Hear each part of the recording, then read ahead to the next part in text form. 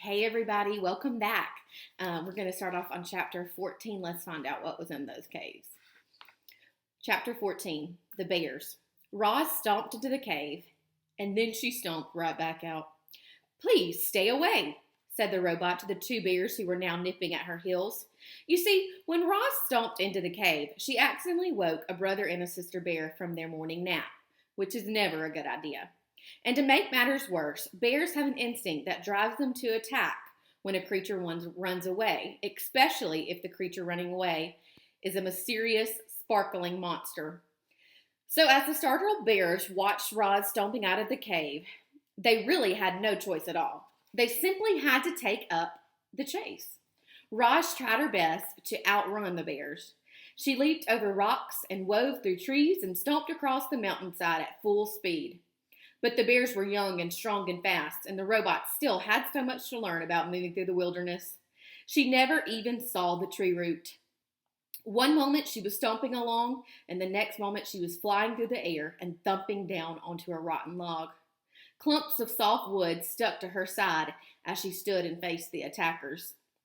Wouldn't you be afraid if two bears were chasing towards you? Of course you would. Everyone would. Even the robot felt something like fear. Roz was programmed to take care of herself. She was programmed to stay alive. And as the robot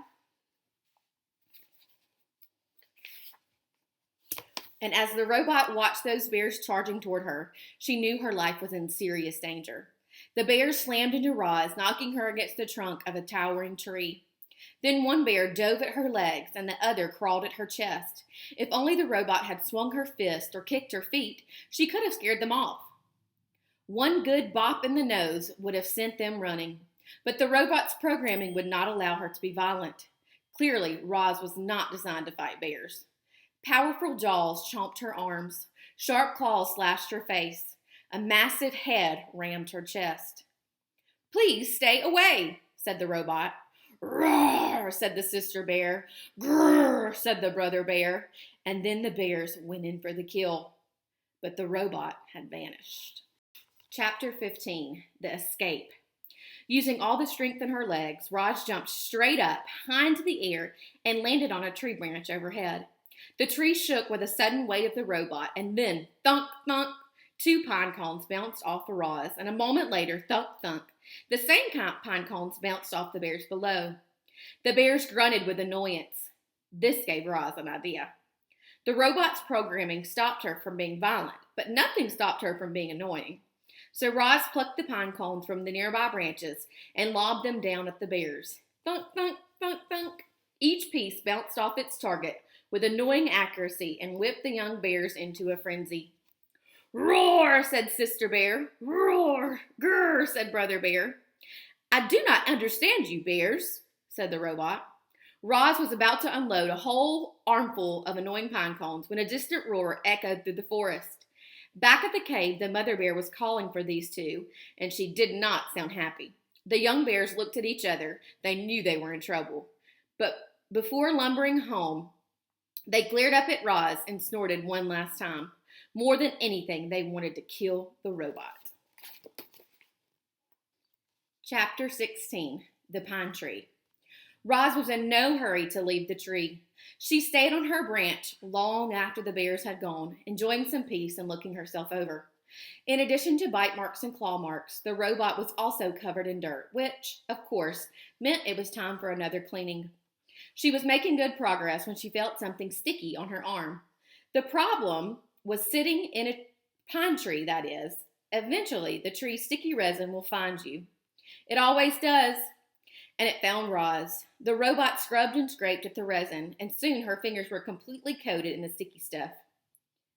Then it was all over her arms and her legs and her torso, and things were about to get even messier. A robin swooped into the tree and began stretching and fluttering around Roz. The bird had recently finished building herself a new nest. It was a little work of art, a delicate basket woven from grass and twigs and feathers, and it was right above the robot's head. Screech, screech, said the robin. I do not understand you, Robin, said the robot. The robin continued screeching and fluttering, and then splat. She splattered her droppings across the robot's face. This bird was serious. So Roz scooted away, farther out on the branch until she heard a quick, sharp crack. Before Roz knew what was happening, the tree branch snapped under her weight and she was crashing to the forest floor. She hit the ground hard and lay there as broken branches and pine cones and needles showered down on top of her. There was another splat, and then quiet returned to the forest. Chapter 17, The Camouflaged Insect. Roz was a mess. She lay under the tree, covered in a heap of broken branches and pine cones and needles. She still hadn't removed the sticky resin from her body, and then there were the bird droppings. She was about to get up and give herself a rigorous cleaning when she noticed a particular twig. The twig was moving. It was crawling along one of the broken branches on the ground. With a gentle touch, the robot picked up the twig. "Hello, stick insect. My name is Roz. You are very well camouflaged." The stick insect's body was long and thin.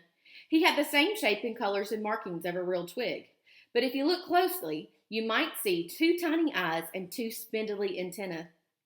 The insect didn't make a sound, and he sat perfectly still as the robot. The two of them sat still and silently stared at each other for a while. "Thank you, stick insect," said Roz as she placed him back where she found him. "You have taught me an important lesson.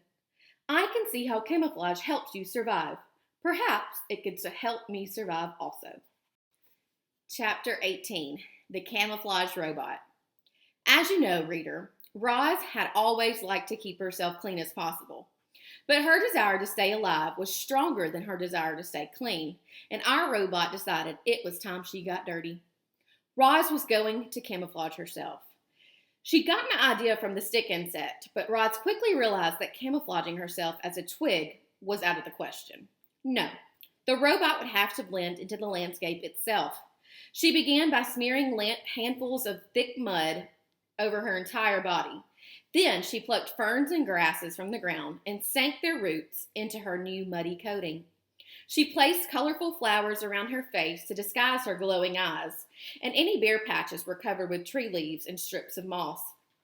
Our robot now looked like a great tuft of plants walking through the forest.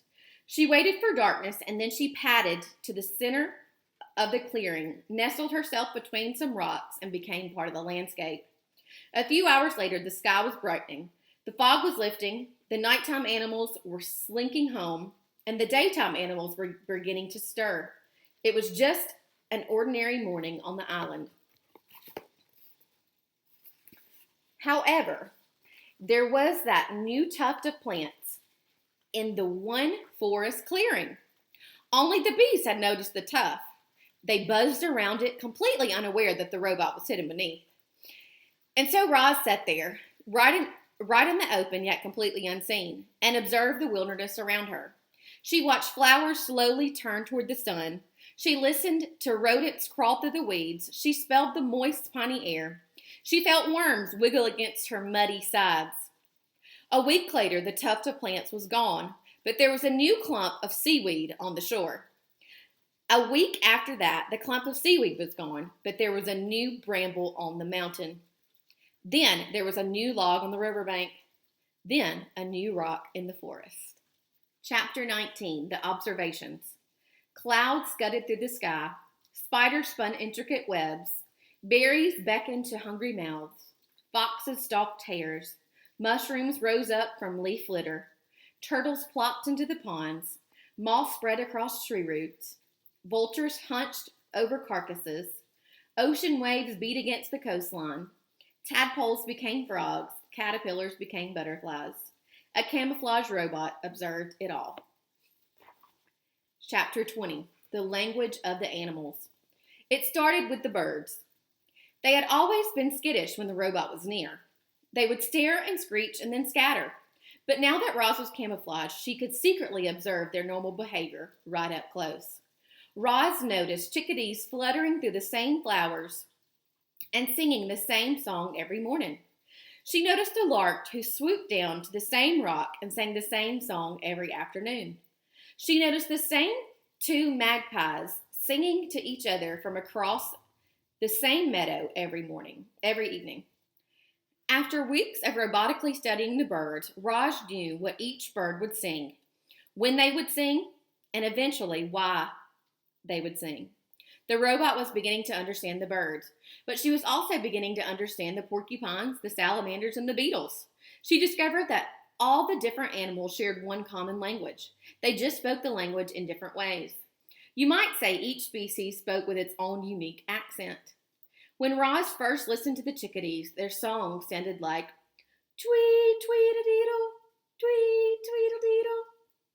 But now, when the chickadees sang, Roz heard, oh, what a lovely day it is. Oh, what a lovely day it is.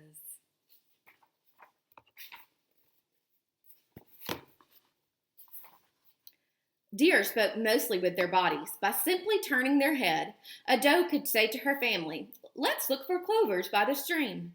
Snakes often hissed to themselves things like, I know there's a tasty mouse around here somewhere. Bees said very little. They used their wings to buzz a few simple words like nectar and sun and hive. Frogs spent much of their time searching for each other. One would croak, where are you? I can't see you. And then another would reply, I'm over here. Follow my voice. When Roz first stomped across the island, the animal squawks and growls and chirps that had sounded like nothing more than meaningless noises. But she no longer heard animal noises. She heard animal words.